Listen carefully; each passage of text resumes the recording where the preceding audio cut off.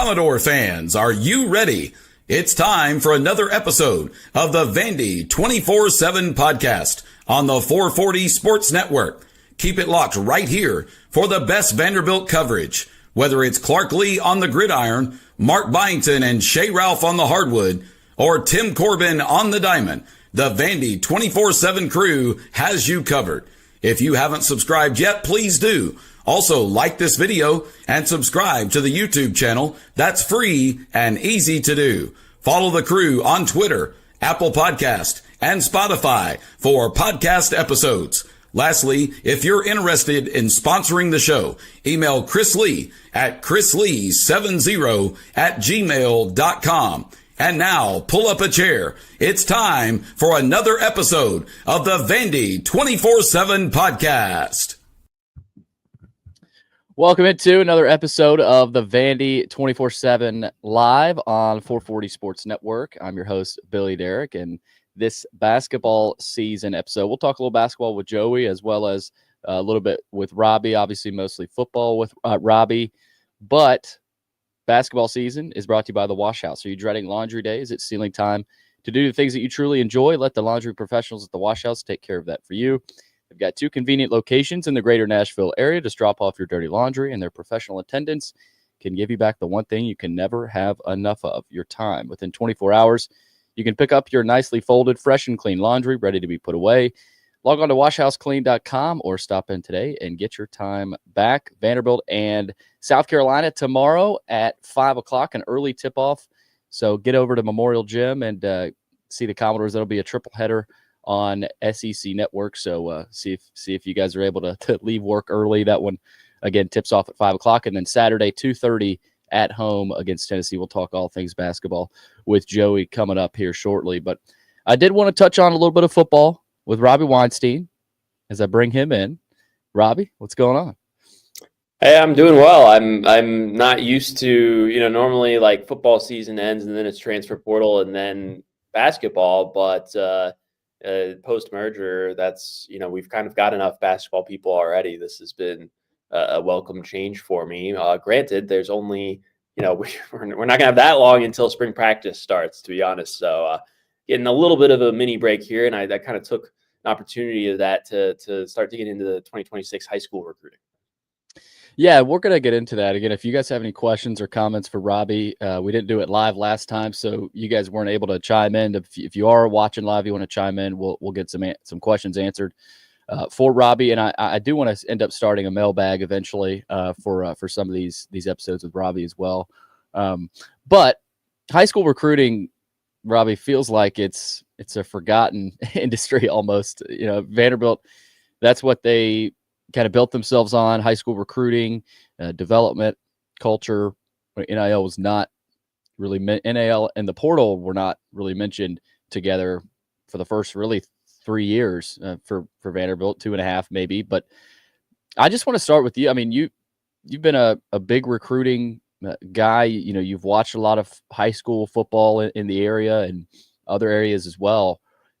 I mean, how important is it still? Because I wonder about that because, there's certain programs like a Clemson that still obviously heavily rely on that part of their program. But I mean, how has the high school recruiting part of this college landscape changed? I think it's important still. I think you can't really just do one or the other. And so just like you can't do what Clemson did and just take high school guys with no transfers, I would have to really think about the teams that just took an insane amount of transfers and how they did. Colorado is the famous one, and that didn't work out for them in the first year, but then the second year it kind of did, although they didn't maybe hit the lofty goals that they hit in the preseason or that they set out for in the preseason. So I think it's still very important. I think Vandy still at the top level of that program still recognizes that it's really important. And I think to some extent they've kind of slapped a Band-Aid on the team over the last couple of off seasons after that 2-10 season in 2023. They needed to have competent, experienced starters, right? And you get those through the portal. But at the same time, you can't forget that, every offseason, if you do it that way, you're going to have to keep raising more and more and more money. And that, isn't necessarily as easy at Vanderbilt as it is at a Tennessee or Ohio State or whatever, where they have these much, much larger alumni bases. So I think it's pretty important for the long term. I definitely understand why fans, maybe gravitate more toward the portal, because those guys have more immediate impact, and some of the high school recruits never end up being anything. But I do think it's important to get talented young players in the pipeline and develop them over time, because other than, if you miss on some transfers, then you can really have a disastrous season like Florida State did. I want to get into the latest class, because I know you and Chris got a chance to talk to Barton about the incoming class and some of the guys that are already on campus. Jack Elliott is a guy that interests me, and you watch his game, Robbie, reminds you a lot of a certain quarterback that Vanderbilt has on their roster right now. What kind of – I'm interested with the discussion part of it too, because if Pavia was not on the roster this year, you'd imagine Vanderbilt would either have a portal quarterback now or would be going after one, and Elliott would still have to learn. But if Pavia wasn't here, I wonder how they would maybe try to accelerate Elliott's development and maybe say, hey, you might play this year. Whereas this year, probably not going to play, especially behind Pavia. I'm really interested Jack Elliott's future at Vanderbilt, because, I know some fans are excited about what he can bring in the Pavia style of play. His senior tape and senior production were really, really good. And I used to work up in the Chicago area, and so I'm familiar with his high school and the general level of competition there. It's not as good as down here in the South, but it's still, there are plenty of Power 4 prospects, especially in Chicago. Typically they're staying in the Big Ten, but so he's somebody who I remember, I want to say this was late in the summer or maybe early in the high school season, someone from Vandy on the staff, like unsolicited, compared him to Diego Pavia. And I'm like, okay, well, I didn't ask for that, but if you're saying it, then okay. There are for sure some similarities. I think he's more talented from the standpoint of he reports a 4 or 5 second 40-yard dash. Now, that's not verified laser timed 40-yard dash. If you brought him to the NFL Combine or a Vandy camp today and had him run it, I don't know if he's running a 4 or 5, but point is, he actually is pretty fast. He's like a true dual threat type of guy. And when you watch him on tape, based on his size, I think he's 6'1", and who knows exactly what he weighs right now, maybe like 190 or 200. As he develops, like, he's got enough arm strength that I think you can see him make some pretty good throws down the field that rely on both touch but also arm strength.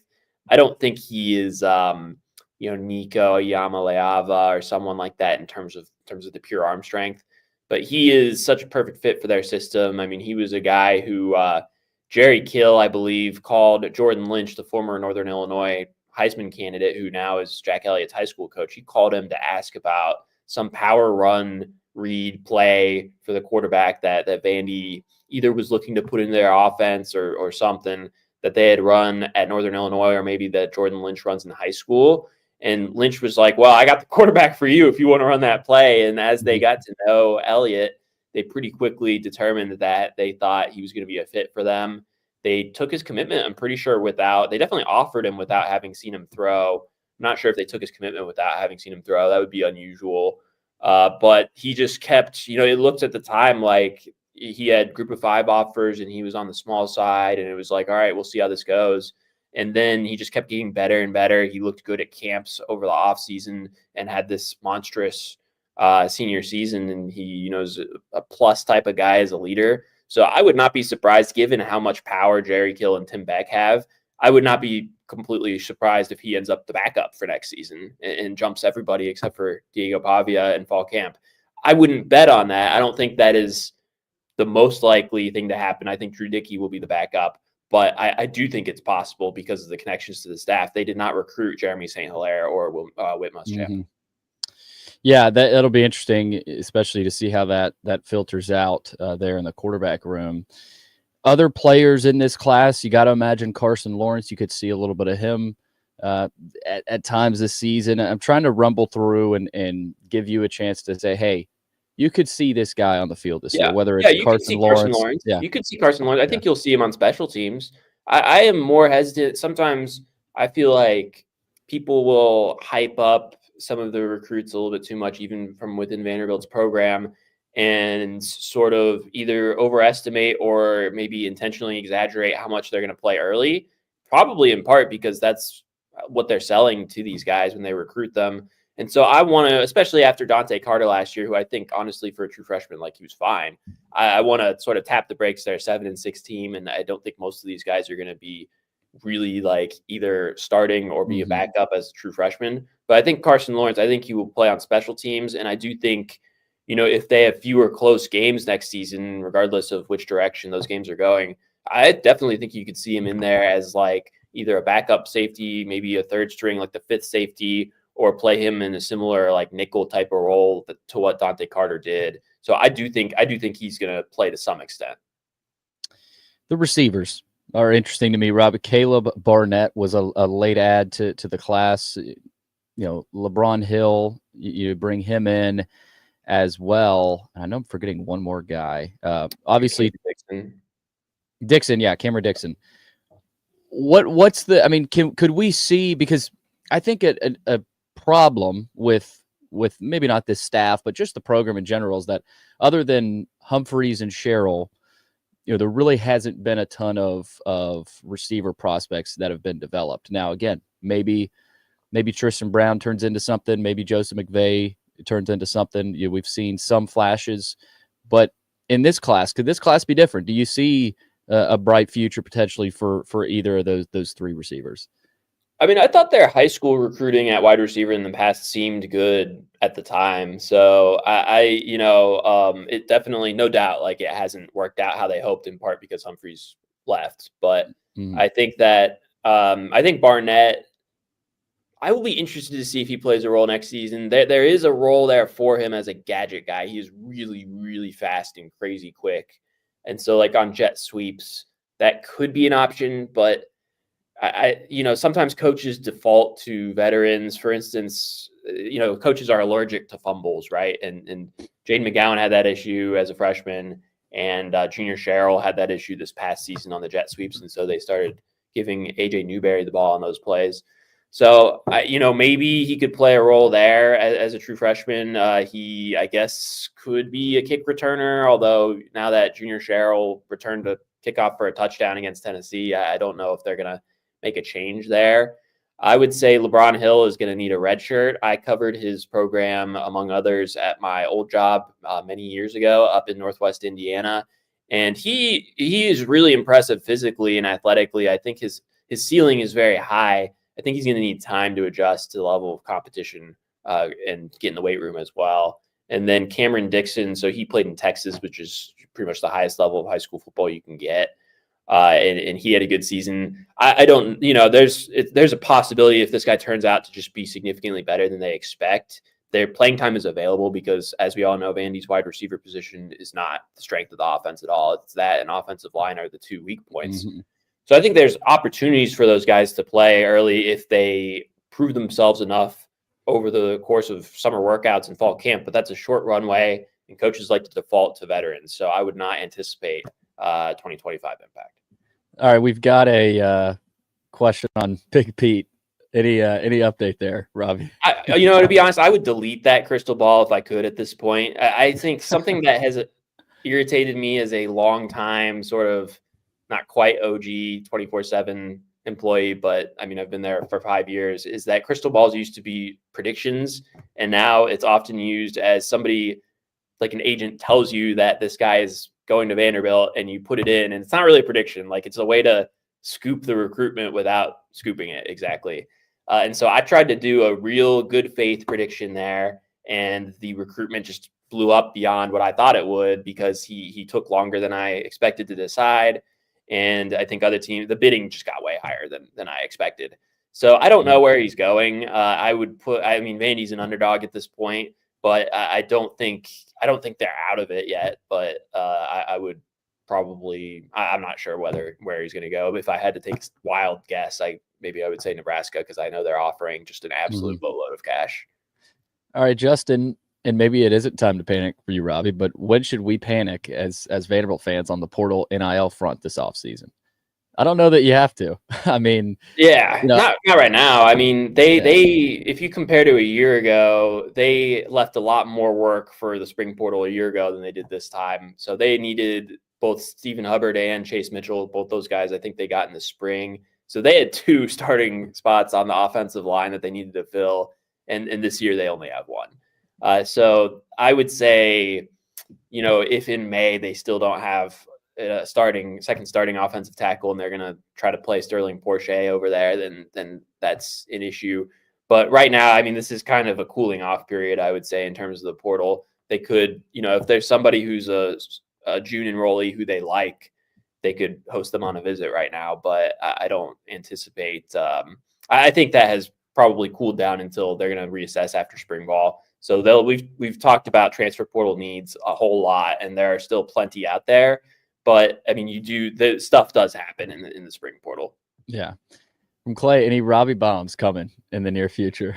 Oh, I hope so. I don't know. I mean, this is a little bit of a slow period for football and football recruiting in that. Yeah, talk about why it kind of slows down. Obviously, the window closed, but I think it's good for people to know why it's slowing down now. Not that people aren't committing or signing, but just the timeline. So anyone who's a mid-year transfer would have had to enroll already. Those guys are off the table at this point because Vanderbilt started school. It started school last week. And so that most guys transfer at the mid-year. They leave their program in November or December, and then they enroll at their new program in January. So all those guys are off the table now. The guys who they can bring in maybe they'll enter the portal in the spring and they are not even in the portal yet. And maybe they go through spring ball at their teams and they don't like their situation, so they transfer. That stuff has not developed yet, of course. And then there are some guys like Shiaz Pete who are in the portal and know that they're transferring, but they're not graduating until May. And so, Vandy can recruit those guys, but they would have identified them already by now for the most part.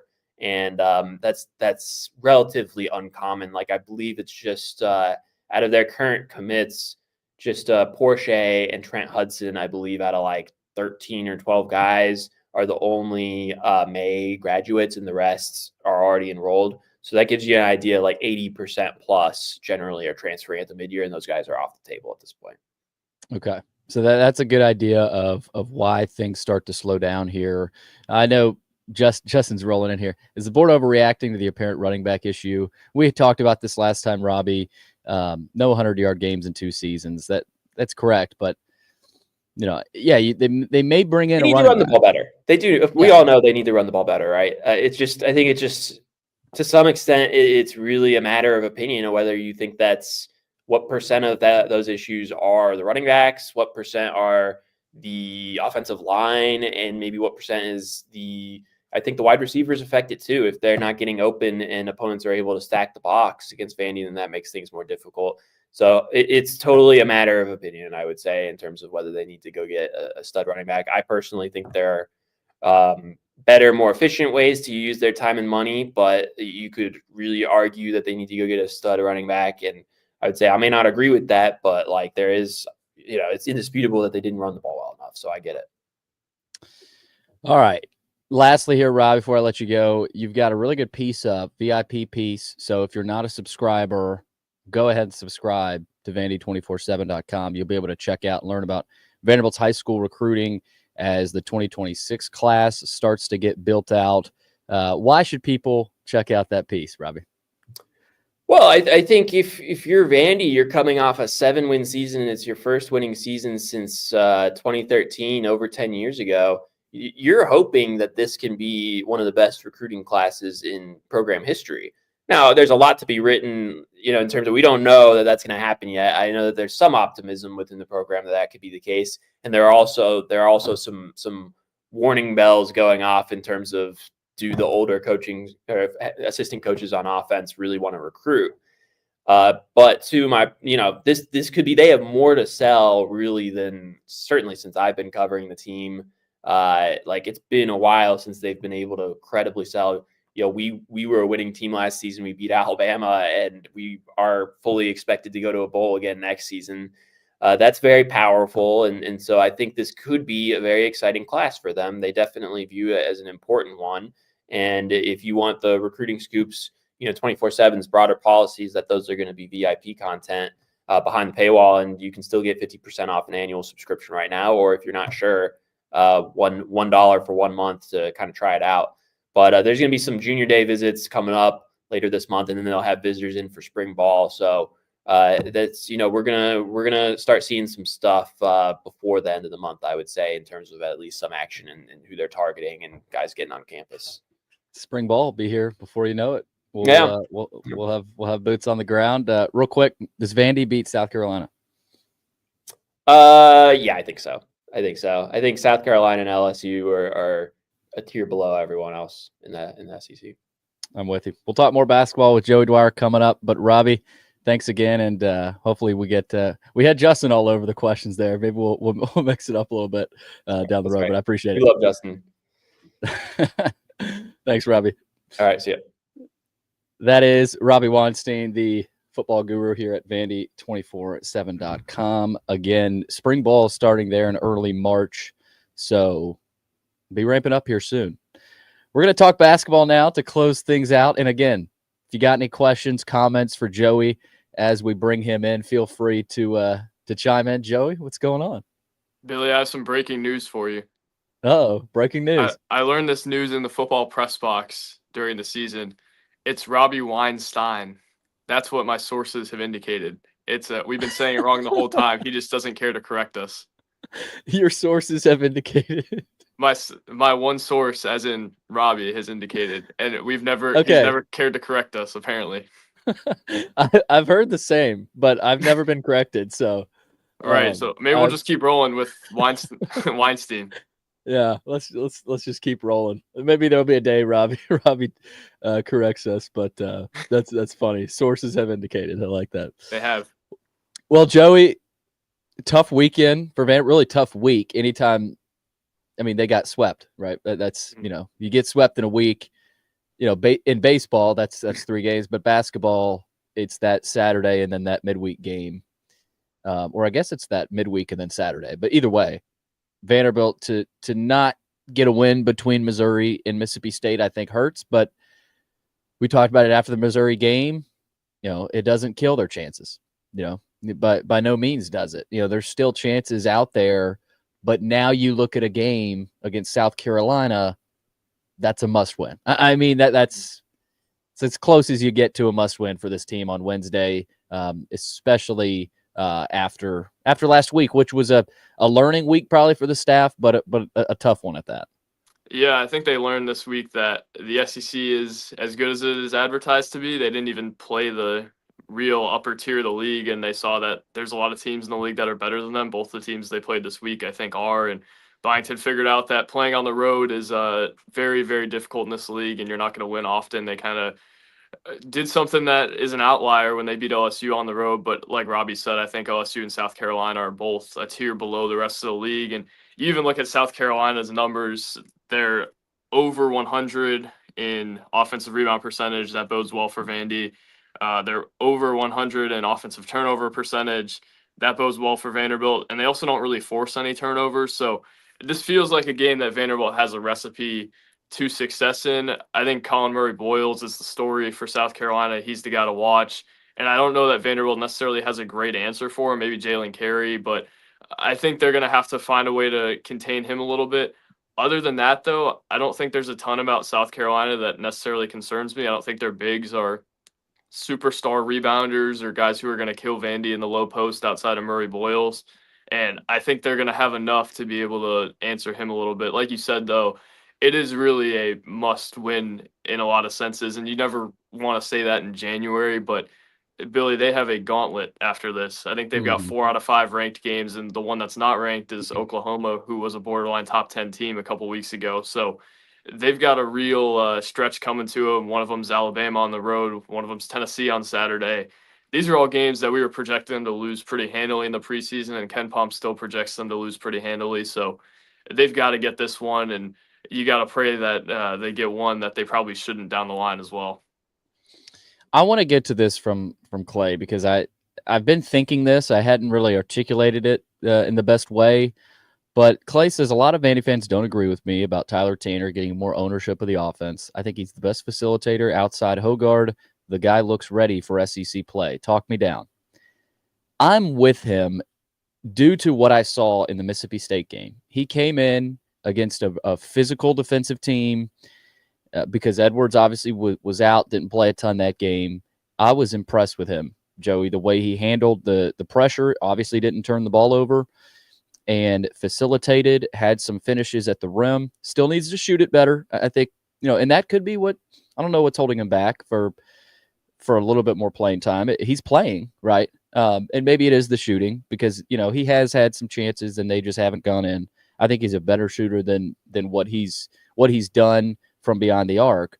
But I'm with Clay. He does look ready for SEC play.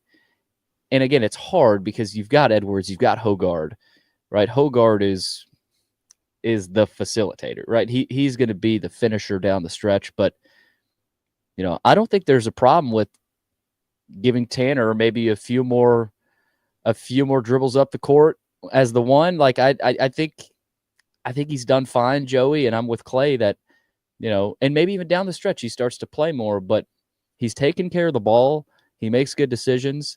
And yeah, he may not make many threes, but I thought the same thing, and it was during the Mississippi State game, and I might have told you this in the press box. I just told myself he needs to play more. I don't know, what that looks like minutes-wise. You probably got the minutes he's played in front of you, Joey, but, he needs to play more, and I think he maybe even needs to play the one more because I think it'll help this team. It won't hurt the team. Yeah, I look at it, and I think it is an argument, but I think But he's still a freshman. Yeah, there's a little more nuance to just completely give him the keys. I think there's a mix of Hogard's your guy, and him and Edwards have to be on the floor pretty often, and those have to be the two guys that play the most minutes, right? I think where it comes in my mind is Tyler Tanner should probably, in certain matchups, be playing more than Grant Huffman is. And I thought that was applicable on Saturday. Tanner only played 10 minutes, and I don't have Huffman's minutes in front of me, but when Missouri went to a zone, Vandy had no answers with that lineup on the floor of Huffman and Magnon and Hogard. I just think that Tanner really has a path to a bigger role, and I think a lot of it comes from maybe taking some minutes from Grant Huffman, and I think it's time to maybe turn that leaf a little bit. And I think you guys do have a good point to where Tanner, I think, has been kind of pigeonholed into a 3-and-D role, at least throughout a lot of the early part of the year, where he's scoring, but a lot of his points are catch and shoot threes, and right. a lot of his points are transition buckets, and it's still kind of that way. You've got to give him some leash, though, at some point. And I think he does have some leash, but I think he's still kind of figuring out what exactly his role is within the offense of an offense full of veterans. There's no other freshmen on the court with him. So I think that's going to be a learning curve, and I'm hesitant to completely give him the keys because he is a freshman in the SEC, and I know he hadn't turned it over until Saturday, but freshmen in the SEC make freshmen in the SEC mistakes no matter who they are. Josh Hubbard made them last year, and Josh Hubbard obviously was far more successful than Tyler Tanner has been this year. I do think that he needs some more leash, though, and I think he's got to be able to create a little bit more. I think he's got to be putting a few more ball screens, and I think he does have a really nice feel for the game, and Mark Byington said a long time ago, he plays well beyond his years, and I think we've seen that to this point. I do think the minutes have to come from maybe Grant Huffman a little bit. Maybe not in every matchup. I think maybe against some longer, more athletic teams that aren't going to play zone, Huffman has more of a role. But when you play against Missouri, who's dropping into a zone, and a team that is really just hounding you on the perimeter, and you've got to get by them, you've got to create off the bounce, Tanner's your guy for that, and they've just got to turn to him a little bit more. And not that he's been overly efficient throughout all of SEC play. He had a really rough game against LSU in the opener, but there is a lot to that argument, I think. And I think the first step is maybe playing him more in some certain matchups. He's so active defensively. I mean, he's forced turnovers. He's gotten runs going for this team almost by himself at certain points, Joey. And in that Missouri game, and we've seen good defense from Magnon too, but like Tanner and Magnon up top, like on defense, I don't want to be the opposing two guards trying to get it up the floor and facilitate and just get into your offense. I think Tanner and Magnon, when you need a stop, or even better, when you need a turnover, right? You can those guys can do that. So I think at least, if anything, defensively, right? A defensive guard lineup, we know that'll feature Tanner and Magnon. And how about Magnon? I don't know that we touched on this very much in the post game, but how about him knocking down a couple of threes? And Joey, that's something. There's so many X factors on this team, but if that can start happening more, then you look at this team differently. But I can't sit here and tell you that's going to be a consistent thing, getting 2 threes a game from Magnon, because he's been open. Mm-hmm. Yeah, we talked about in the post game, Magnon is a guy that I think has to play a pretty specific role for this team to be effective, and I think they're starting to finally learn kind of what that role is. Throughout a lot of the bye games, he was a starter and was playing starter minutes and doing things that starters do with the ball in his hands. I don't know that that's the path for him in the SEC. I think a lot of that has to go to Tyler Nickel. I think a lot of that has to go to the guards. But I do think there's a role for Chris Magnon to be kind of that dirty work guy. What I look at with him is like, he needs to be a glorified Emmanuel Ansong. He needs to be a better Emmanuel Ansong, to where he's knocking down shots, he's defending, he's getting in the passing lanes, and he's just kind of your do-it-all ninth man glue guy. And that's the role that I think he's starting to slide into a little bit. He's probably not playing ninth man minutes right now, but I think he's kind of embraced the role of, if I'm open, I'm going to shoot it. But it's not like Cornell, where I'm going downhill and I'm doing spin moves and post fades and all the things that he was doing there. I think he knows that that's not necessarily his game here, and he needs to just kind of play off of other guys. And again, it goes back to talent identification, and I think they still have a lot of room to go in terms of how they're going to build that roster moving forward. But the fact that they were able to find a guy like that this year and find a role for him that way and get him to buy into it, I think is encouraging. Because when they got him, I think I said this was a good get, with the caveat of, man, he cannot be one of your primary scoring options. And the analytics loved him as a primary scoring option, but you just look at the tape and you're saying, I don't know that a lot of what he does translates to the SEC as that, but it can translate in this way. And I think Vanderbilt has really embraced that and has done a really nice job finding a role for Chris Magnon. And I think that's why he's getting on the floor. He could have been ineffective, and I think he kind of was in the secret scrimmages, just because they hadn't really sorted that out. Now they've kind of found that. And I think you look at other guys and you've got to find more of a role for them too. MJ Collins, I think, is still kind of finding his role within the offense, finding kind of how he fits, because he is a ball dominant guy offensively. He's going to take some shots that are iffy, but that's kind of his game, and they've got to find a way for that to fit. Jalen Carey, I think, has got to have more intentional touches.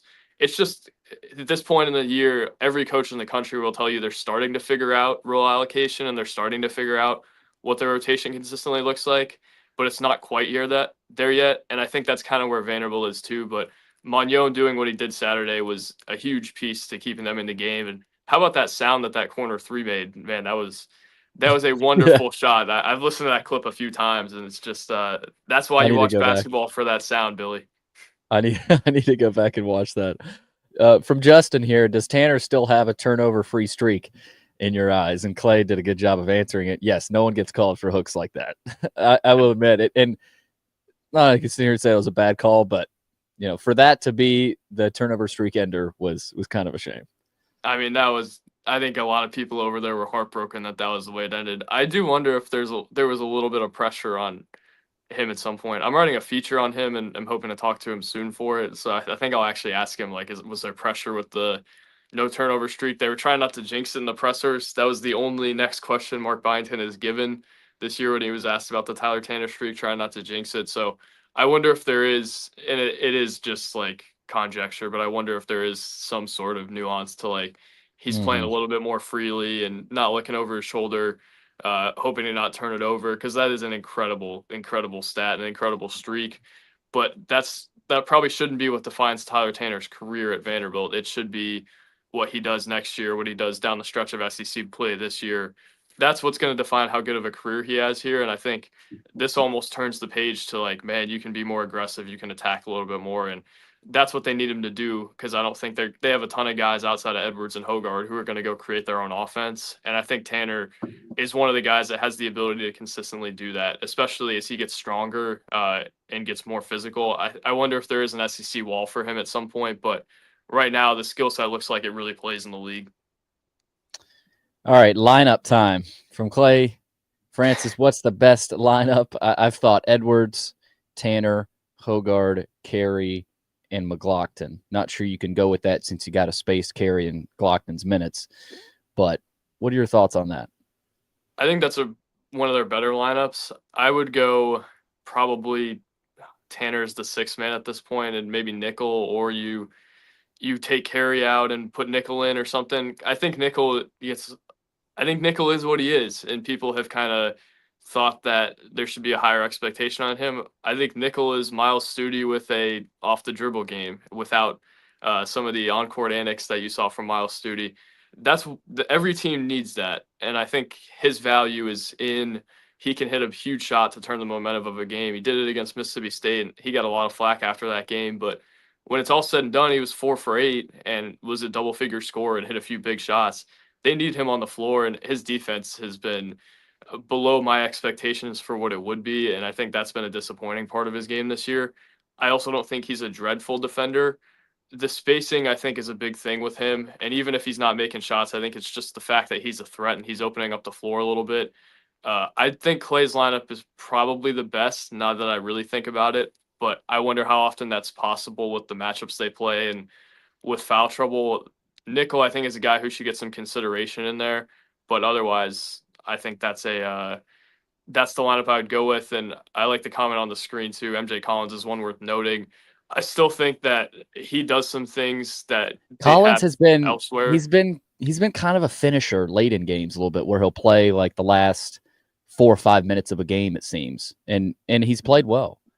Yeah, he almost reminds me of like the type of edge shooting guy that you need. Also, a guy who's got basically unlimited confidence and isn't going to show up for you every night, but is going to be able to do some things. And I think he's more than that too, because I think him and Nickel both have more off the dribble ability than the average stereotype of that guy does. So those guys are both really valuable for them. And Collins is going to find a way on the court and maybe in the starting lineup later in the year, just because of his defense. He is one of their best defenders, and or at least has the ability to be one of their best defenders. I think he is, but man, those two are really valuable for them, and I don't think get enough credit for how much importance they hold within this group. Clay, you're right. I'm excited to watch Ziegler and Tyler Tanner too, because I know they'll be matched up a lot. We saw a lot of Tanner and Hubbard on Saturday, or last week. That wasn't Saturday. That was last Tuesday. That'll be fun. We got South Carolina first, but we'll talk all about that Vanderbilt Tennessee game. I think Joey's going to hop back on here on Thursday, so we'll have a chance to talk about that. Good One game at a question. time, Clay. One game at a time, Clay. Let's we got to stay where our eyes are. Another good question here from Clay. What are you looking to see Vandy do against good SEC teams? Make shots. I mean, I don't know if they've done that. I like how Byington said, we got to figure out how to get good against good teams. Yeah. Yes. You got to take care of the ball. You got to make shots at a higher level than they have. I think they shot 44% from 3 on Saturday, so that wasn't a huge thing. But there's been games where you're looking at it and you got to hit a bunch of threes to beat these type of teams with the blueprint that they have and the model that they have. And that's where the difference is going to be if they beat a Tennessee or if they lose to a Tennessee. They've just got to make shots. And sometimes basketball is a really nuanced, really difficult game to understand in some ways. And sometimes it's really easy. And I think that's kind of what it comes down to. We know they're probably going to be out-rebounded by a lot of these teams. We know they're probably going to lose some games in the margins. But the great equalizer in college basketball is the three-pointer. And I think this team needs to just capitalize on that. And I don't know that they have the personnel that makes me overly warm and fuzzy that they can do that all the time. They've got a lot of guys who can make shots and can be streaky shooters in the best way possible. MJ Collins, Tyler Nickel, AJ Hogard, you saw it in the LSU game. It's as simple as just making shots, and I think you're just hoping that they do that enough and win enough games to where you're encouraged heading into next year. And bigger than that, they are not out of the tournament race. They've got to win a couple more, maybe a couple that they shouldn't. But you'd like to see them win one or two more on the road. And Billy, it just comes down to making shots in a lot of ways, and it's been a lot more complex than that for Vanderbilt basketball over the years. But that's what it comes down to, I think. What are the needed shooting percentages to win with this roster? I don't know if Justin's asking individually what these players have to shoot from deep, but for example, Edwards is shooting 36.5% from three right now. McLaughlin hasn't taken as many. He's shooting 38%, which is a good percentage. But again, not hasn't made as many, hasn't taken as many. You've also got Nickel, who's shooting 37%. MJ Collins, 32. I mean, you've got five guys, Joey, shooting above 30% from three, and then it drops off like big time. Huffman's 31%, but hasn't taken a ton really. We'll go just team wise. Like what do they need to shoot percentage wise, to knock off, some more of these SEC teams, especially some of the good ones. And that depends night to night. Yeah, I mean, this almost feels like the old Mike Brayism to me, to where you say if you make 10 threes and you shoot it near 40%, you've got a chance to beat just about anybody in that old ACC that was really good. Kind of feels the same way for me with this Vanderbilt team, because I think a lot of the Vanderbilt teams, or this Vanderbilt team, I think is better than a lot of his teams in terms of the little things, in terms of not turning it over, things along those lines. So for me, it just comes down to make 10 threes or get close to it. And if you're not necessarily close to it, shoot it like you did on Saturday at 44%. That's the recipe. I think the guys that you look at as guys who maybe have some room to go, AJ Hoggard, I think, is better than a 31% three-point shooter. That will probably improve at some point, you would think. And if it doesn't, they might be in a little bit of trouble there. MJ Collins has always, throughout his career, got better as the year goes on. He's shooting 32%. That's something I think could inch closer to 34, maybe 35%. The one that I think has a lot of room to go and will have a lot of room to go, this almost reminds me of the Liam Robbins thing 2 years ago, to where he was shooting like 10% from three heading into conference play and then ended up as like a 30% and just shooter. lit it up. Yeah. Jalen Carey's shooting 21% from three. I think he's a much better shooter than that. I think his mechanics are really good. Yeah. He's hit some big ones, just not a ton of them. Yeah. And I think he's also gotten better recently. He hadn't hit a shot for like the first 6 games from outside of the paint. So he's a guy that I look at as a guy who could really rise in that aspect. Tyler Tanner shooting 29%. I think we all know he's a better shooter than that too, like you said earlier. Huffman and Magnon are at 31 and 25 respectively. Those aren't going to change much, I wouldn't think. And that's okay, because that's not their role. But the ones you're looking at, I think, are Hoggard to take a leap, Carey to take a bigger leap. He should be at least near 30 by the end of the year, closer than 21%.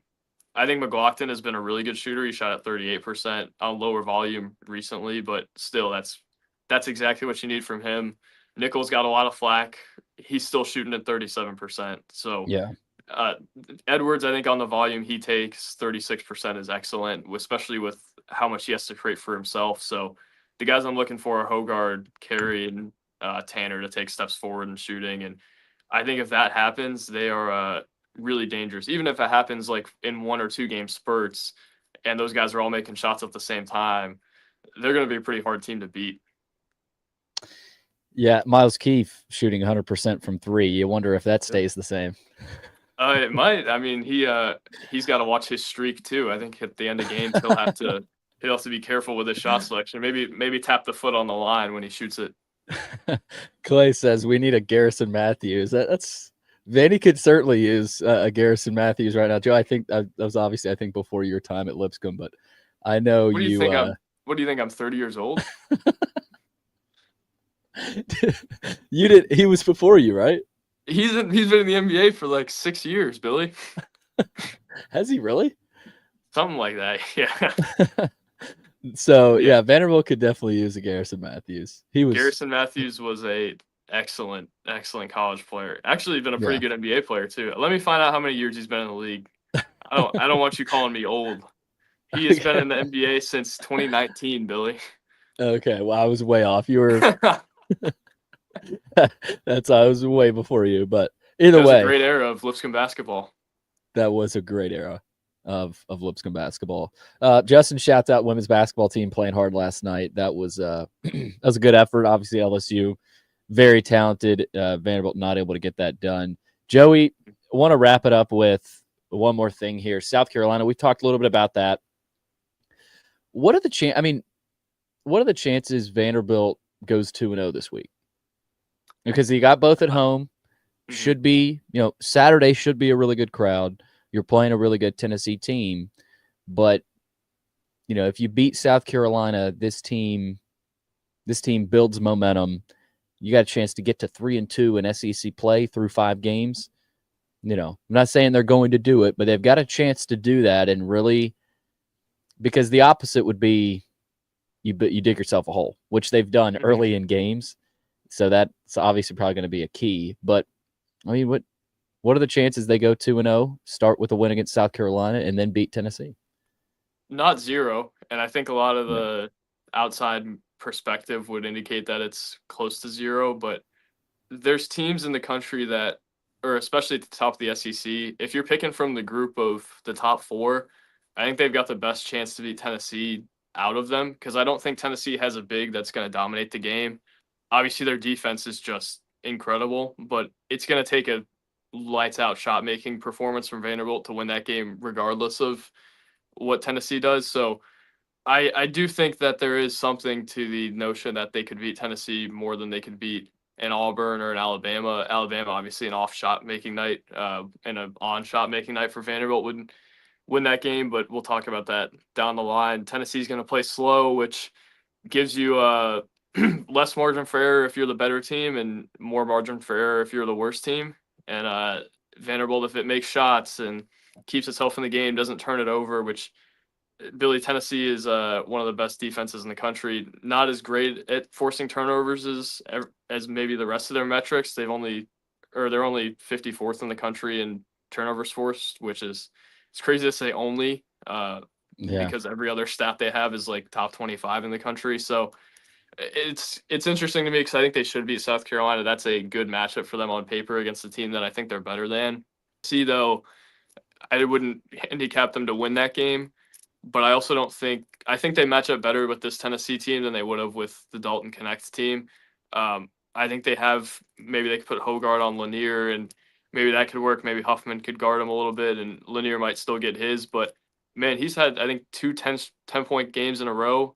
He might be coming into Memorial on maybe a bit of a down streak. You saw what he can do against Arkansas, and he with his quick release, things along those lines. But, Billy, I don't think the chances are zero. I can't give you an exact percentage, but all that word salad to say they have a chance in both of these games, and they certainly should win on Wednesday. I wonder if the spread's not quite as big as people anticipate it to be on Saturday, though. Yeah, I was looking at Bart Torvik, and I think they had Vanderbilt favored by about 7, and it might have even been 7.5, which I was a little surprised by. But I don't. Yeah, and I don't know that this is how they're favored. I don't know how Torvik does that, but it said, minus 7.5, as opposed to, like if Vanderbilt is an underdog against Tennessee, I think I saw +5 or, something like that. So I'd say Vanderbilt's a favorite. I'm not sure how much. I don't think it'll be 7, but we'll be interested to see what that line is, which I wonder if that comes out tonight, if anything, in the morning for Vanderbilt, South Carolina, 5:00 tip-off. So see if you can get off work early, get over there. Should be an interesting matchup. I mean, we'll be able to talk a little bit more about it tomorrow on the roundtable. I think Chris is going to hop on for that. But big game Saturday for Vanderbilt and Tennessee as well. We'll get Joey back on here on Thursday. Joey, appreciate it, my man. Have a good day of school. Yeah, thank you. Going to chapel now, so we'll catch you on Thursday. Actually, catch you tomorrow night. I think Bigsby and I, or me and you and Bigsby or whatever. We'll see you tomorrow night. Yeah, we'll have all kinds of coverage tomorrow for the game, and that is Joey Dwyer, our basketball guru at Vandy, 24/7, talking all things Vandy hoops. Does a great job, obviously with him and Brandon on the board, as well as Chris getting stories out. So Love all the basketball stuff. And thanks again for the comments there, Justin and Clay. And I think we had one from Dylan as well, I think his name was. So we're going to keep this going Monday through Thursday, guys. Again, there might be days where we have to pre-record and it won't be live and won't be able to answer your questions. But tell a friend, tell your buddies to get in here and fire away some comments and questions, and we'll keep talking Vanderbilt athletics. For Robbie Weinstein, for Joey Dwyer, I'm Billy Derrick. Thanks for listening and watching to another episode of Vandy 24/7 Live.